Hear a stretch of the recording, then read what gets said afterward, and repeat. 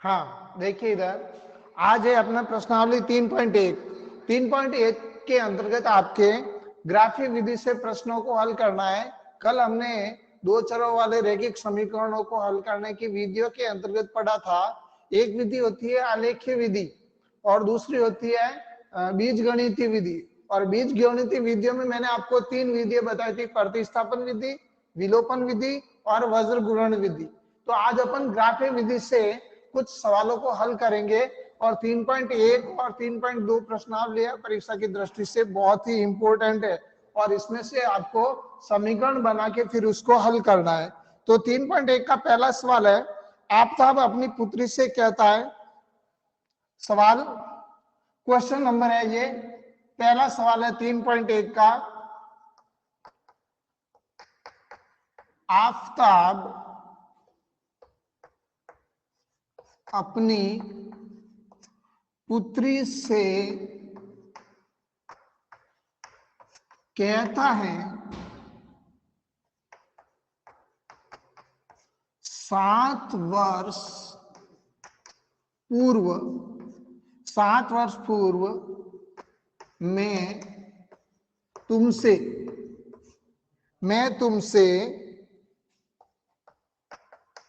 7 गुनी आयु का था। अब से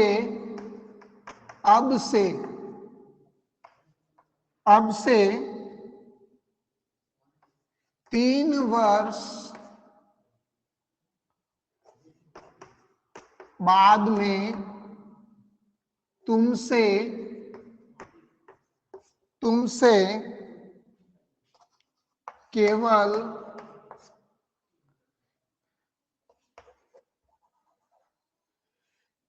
3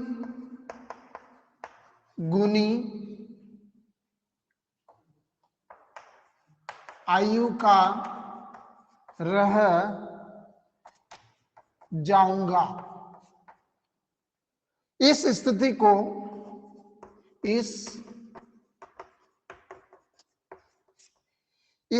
को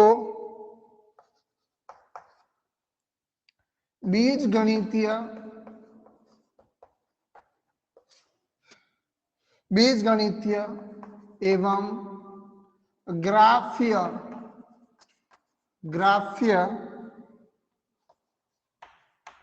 रूपों में व्यक्त कीजिए। ये आपका प्रश्न है।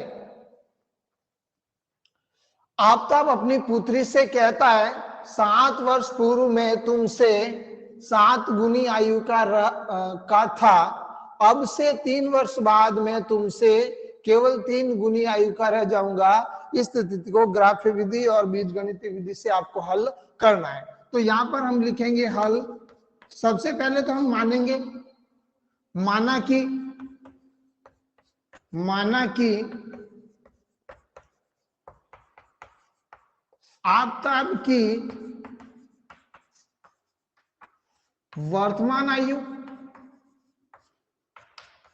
x वर्ष, आयु हमेशा वर्ष में मापी जाती है, और दूसरी कौन है, पुत्री की वर्तमान आयु y वर्ष। अब ये आ गई। अब क्या कह रहा है, आफ्ताब अपनी पुत्री से कहता है 7 वर्ष पूर्व। तो प्रथम स्थिति 7 वर्ष पूर्व। कल मैंने आपको बताया था, पूर्व में पहले, हानि, कमी, ह्रास, ये जब कोई भी वर्ड आएगा तो जितने वर्ष कह रहा है उतने वर्ष हम उसमें से घटाएंगे। तो यहां पर लिखेंगे 7 वर्ष बाद आफ्ताब की आयु। देखो अभी वर्तमान आयु कितनी है, x वर्ष। 7 वर्ष पूर्व क्या हो जाएगा भाई, आज अगर मान लो मेरी उम्र 40 वर्ष है तो 7 वर्ष पहले में कितना हुआ, घटाएंगे 7 वर्ष। 7 वर्ष बाद में कितना हो जाऊंगा, 33 वर्ष। तो यहाँ पर हमें x दिया हुआ है और कितने वर्ष पूर्व का कह रहा है, पूर्व में यानी कमी करनी है, कितने वर्ष, 7 वर्ष। तो x माइनस 7 वर्ष, 7 वर्ष आपका क्या हो जाएगा, कम हो जाएगा। 7 वर्ष बाद पुत्री की आयु, 7 वर्ष बाद पुत्री की आयु कितनी हो जाएगी, y माइनस 7 वर्ष। ठीक है, अब इधर तो लिखना है आपको आफताब और इधर लिखना है आपको पुत्री। अब देखो आफताब की 7 वर्ष पूर्व में कितनी है, x माइनस 7 और पुत्री कितनी है, y माइनस 7। अभी हमें समीकरण को संतुष्ट करना है। ये कह रहा है कि 7 वर्ष पूर्व मैं तुमसे केवल 3 गुनी आयु का रह जाऊंगा। तो यहां पर समझना है, आपका भी कह रहा है अपनी पुत्री से कि मैं 7 वर्ष बाद मैं इससे पुत्री से कितने गुना हो जाएगा, 3 गुना। ये 3 गुना हो रहा है, समीकरण को संतुष्ट करना है तो इसको भी आपको क्या करना है, 3 से गुणा करना है। ये आपका समीकरण बनेगा, ये आपका संतुष्ट हो गया। अब इसको आपको सरल करना है। इसको सरल करने के लिए देखो यहां पर x माइनस 7 बराबर 3, y माइनस 7, इसको अपन सरल करेंगे तो ये हो जाएगा x माइनस 7, 3 को y से गुणा करेंगे 3y माइनस 7 गुनी, 7 गुनी कह रहा है, ये 7 गुनी का कह रहा है। ठीक है, तो ये हो जाएगा 7y और 7 7 49। अब हमें इसका समीकरण बनाना है, इसको इधर लेके आएंगे तो ये हो जाएगा x और माइनस 7 को उधर भेजेंगे तो 7y इधर आएगा तो माइनस 7y बराबर ये 7 जाएगा उधर, माइनस के 49 यही है और ये हो जाएंगे प्लस के 7। तो ये हो जाएगा x माइनस 7y बराबर माइनस के 42। आपका ये समीकरण होगा पहला समीकरण। ठीक है, पहला समीकरण होगा x माइनस 7y बराबर माइनस के 42।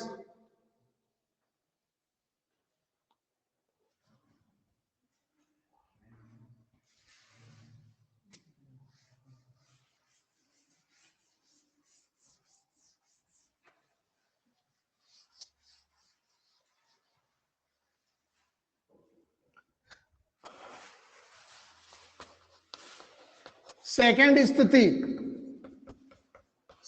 स्थिति में देखो आपकी क्या कह रहा है, सेकंड स्थिति में अब से 3 वर्ष बाद, यहाँ पूर्व आया था तो हमने घटाया था, या बाद में आ रहा है तो यहां पर लिखेंगे 3 वर्ष बाद, 3 वर्ष बाद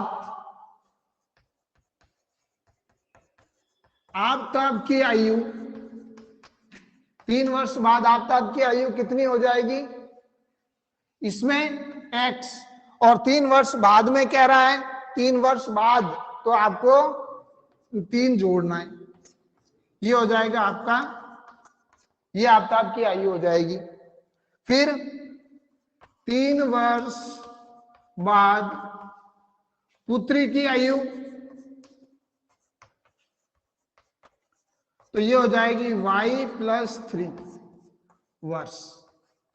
ठीक है, अब इधर तो लिखना है आपको आफताब, इधर लिखना है आपको पुत्री।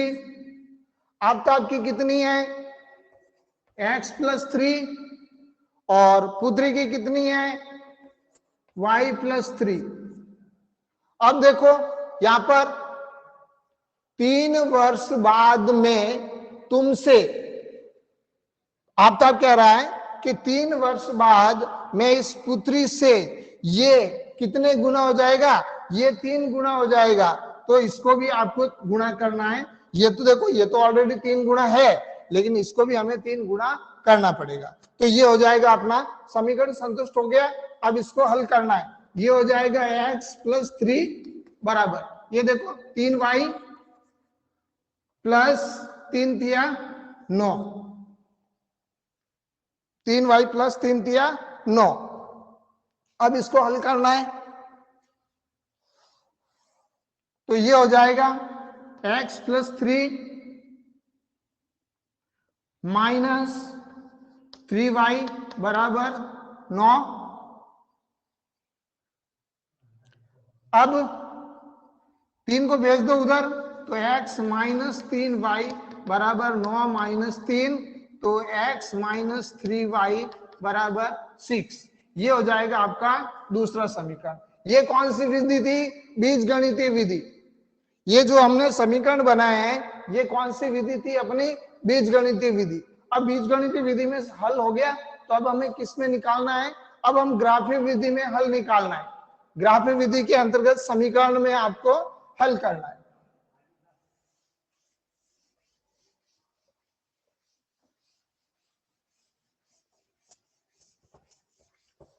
इस तरह का प्रश्न आपके परीक्षा में 6 नंबर का सवाल आता है ग्राफीय विधि से। पहला समीकरण था अपना, पहला समीकरण x माइनस 7y बराबर माइनस के 42।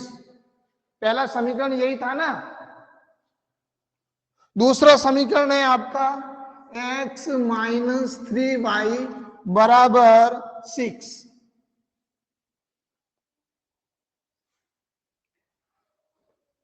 ठीक है, ये पहला समीकरण, ये दूसरा समीकरण। अब आपको ग्राफीय विधि से इसको हल करना है।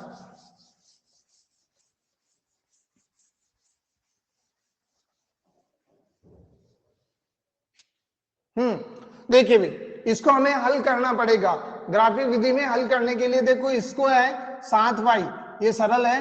7y को उधर लेके जाएंगे तो ये हो जाएगा x बराबर माइनस के 42 और 7y उधर जाएगा तो क्या हो जाएगा?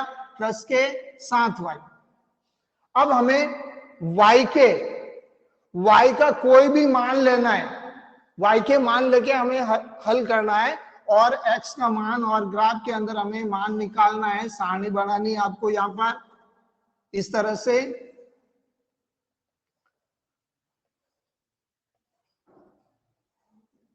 इधर लिखोगे x, इधर लिखोगे y। अब हमें y का मान लेना है। देखो y का मान ऐसा लेना है कि उपयुक्त ग्राफ में मान अपन लिख सकते हैं। तो y का मान ले लेता हूं मैं 7 ले लेता हूं। y बराबर लिया मैंने 7, तो x बराबर क्या हो जाएगा? x बराबर माइनस के 42 प्लस 7 और ये y का मान। इसको अपन सरल करेंगे, माइनस के 42 और प्लस 7 को 7 से मल्टीप्लाई करेंगे तो 7 7 49। तो ये तो देखो ये है माइनस का, ये है प्लस का। किसका संख्यात्मक मान बड़ा है? प्लस का। तो गुण 50 में से 42 जाएंगे तो पीछे कितने बचेंगे? 7। जब x बराबर हमारे पास में कितना आ गया? 7। देखो y बराबर हमने कितना लिया? 7, तो x बराबर भी कितना आ गया? 7। ठीक है, अब y का मान और भी लो। y बराबर 8 ले लो, y बराबर 8 ले लेते हैं तो ये हो जाएगा x बराबर माइनस के 42 प्लस 7 और ये 8। तो ये हो जाएगा आपके माइनस के 42 प्लस 7 8 56। तो ये हो जाएगा आपका 56। 6 में से 2 गए 4, 5 में से 14। y बराबर कितना लिया? 8, तो x बराबर कितना आया? 14। ठीक है, और 2 ही मान नहीं निकालना है, हमें कम से कम 3 मान निकालना है। कम से कम कितने मान निकालना है? 3 मान। ठीक है, और ले लो, y बराबर 6 ले लो, तो ये हो जाएगा x बराबर माइनस के 42 प्लस के 7 और ये 6। तो ये हो जाएगा माइनस के 42 प्लस, देखो 7 6 42। तो देखो ये प्लस का है ये माइनस का है, दोनों कट गए तो x बराबर क्या आ जाएगा? 0। यानी y का मान हमने 6 लिया, y का मान 6 लिया, तो x का मान क्या आया 0। और ले लो,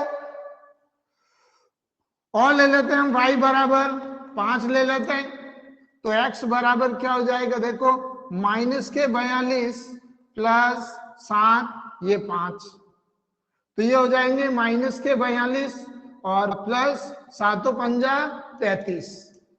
अब यहां पर देखो किसका संख्यात्मक मान बड़ा है, माइनस का बड़ा है, तो माइनस का चिन्ह आएगा, और 42 में से 35 जाएंगे तो कितने बचेंगे, माइनस के 7।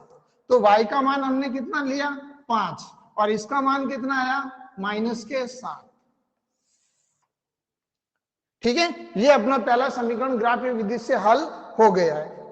फिर हमें ग्राफ में इसकी एक ग्राफ बनाते हैं तो क्या आनी चाहिए, एक सरल रेखा आनी चाहिए। दूसरा समीकरण है x माइनस 3y बराबर 6, तो ये हो जाएगा x बराबर 6 और ये जाएगा उधर तो प्लस 3y। ठीक है, अब यहां पर भी आपको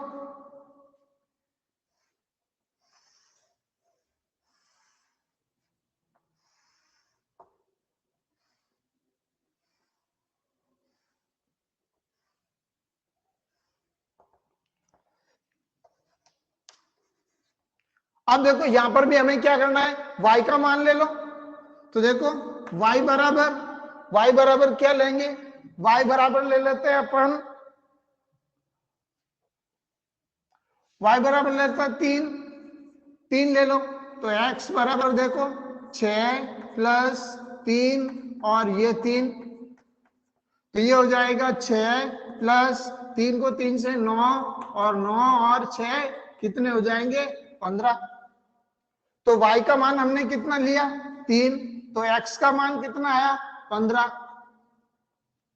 y का मान और ले लो, y बराबर 2 ले लो, तो x बराबर क्या आ जाएगा 6 प्लस 3, ये y का मान लिया हमने 2, तो ये हो जाएगा देखो 6 प्लस 3 दूनी 6, 6 और 6 12। y का मान हमने क्या लिया 2, x का मान क्या आया 12। फिर y का मान और कितना लो 4 ले लो, तो देखो x बराबर क्या हो जाएगा 6 प्लस 3 और ये 4, या -4 ले लो, चलो -4 ले लेते हैं, -4 ले लिया, देखो 3। अब यहां पर ध्यान रखना है प्लस माइनस माइनस और 4 थिया 12, यहां पर आपको ध्यान रखना है प्लस माइनस माइनस और 4 थिया 12। अब यहां पर किसका संख्यात्मक मान बढ़ा है, माइनस का, तो यहां पर क्या आएगा माइनस, और 12 में से 6 गए 6, तो ये हो जाएगा आपका, जब y का मान आपने -4 लिया तो x का मान क्या आ गया -6। अब एक मान और ले लो, y बराबर -6 ले लो, तो x बराबर क्या हो जाएगा 6 -2 ले लो, चलो -2 ले लेते हैं, -2 प्लस, तो ये 3 ये -2, इसको अपन सरल करेंगे 6, देखो प्लस माइनस 3 दूनी 6, तो क्या हो जाएगा 0। जब देखो y बराबर -2 लिया तो x का मान हमारे पास में क्या आ गया 0, तो y का मान हमने लिया -2, x का मान क्या आ गया 0। अब इनकी सहायता से आपको ग्राफ बनाना है, ये हमारे पास में मान आगे, ये हमारे पास में मान आगे, तो अब आपको इसकी सहायता से क्या बनाना है, ग्राफ बनाना है।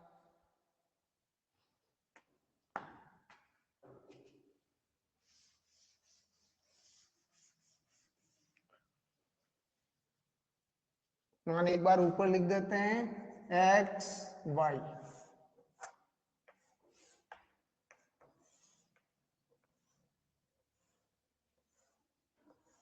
ये हो जाएगा 7 7 14 8 0.6 माइनस 7.5 पहले समीकरण का, दूसरे समीकरण का हो जाएगा इधर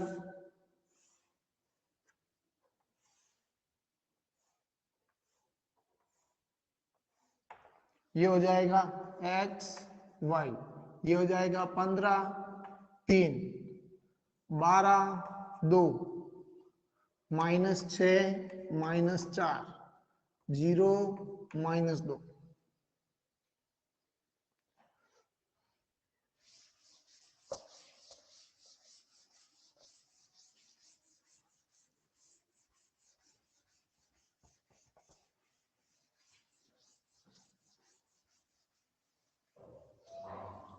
अब ग्राफ बनाने के लिए आपको क्या करना पड़ेगा, ग्राफ के अंदर आपने खंड गिने होंगे, इधर भी जैसे खंड होंगे आपके 1 2 3, इस तरह से आपको ग्राफ बना हुआ है, मैं आपको बोर्ड के ऊपर बता रहा हूं।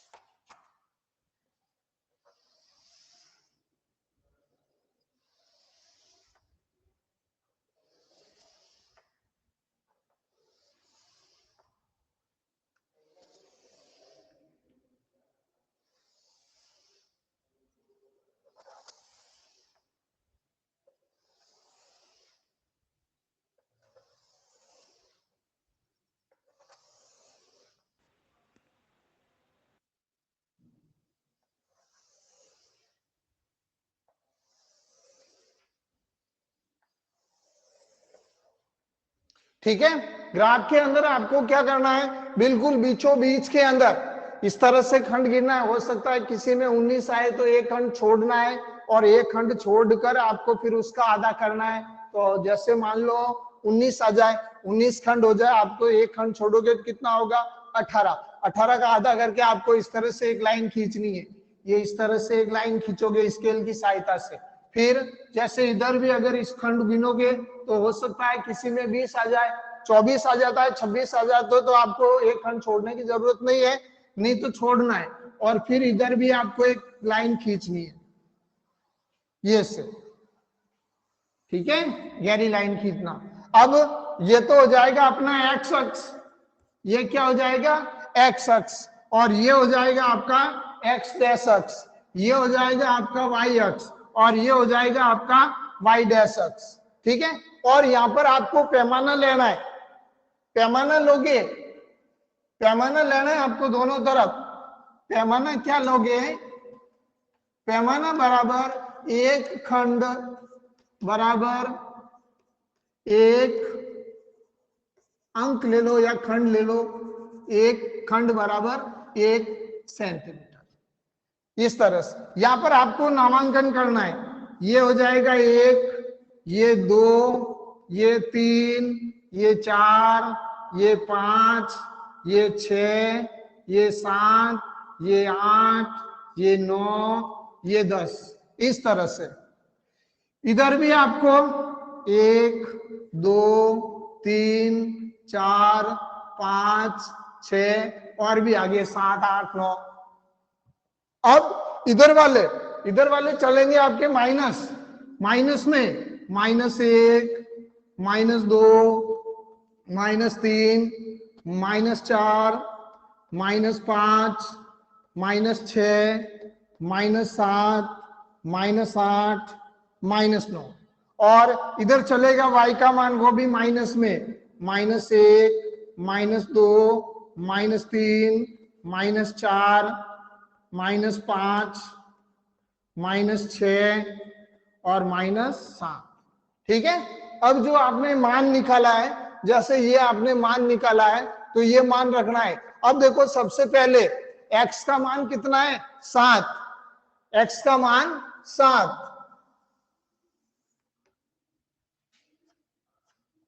x का मान कितना है भाई 7 है, ठीक है ना। तो x अक्ष की तरफ जाना है आपको 7, y का मान 7 का आएगा यहाँ पर। तो यहाँ पर देखना है ये दोनों रेखाएं कहाँ पे जाके मिल रही है, इसके सारे आपको आगे बढ़ना, और यहाँ पर दोनों मिल रही है तो यहाँ पर आपको बिंदु लगा के एक गोला लगाना है। ठीक है, ये आपका पहला।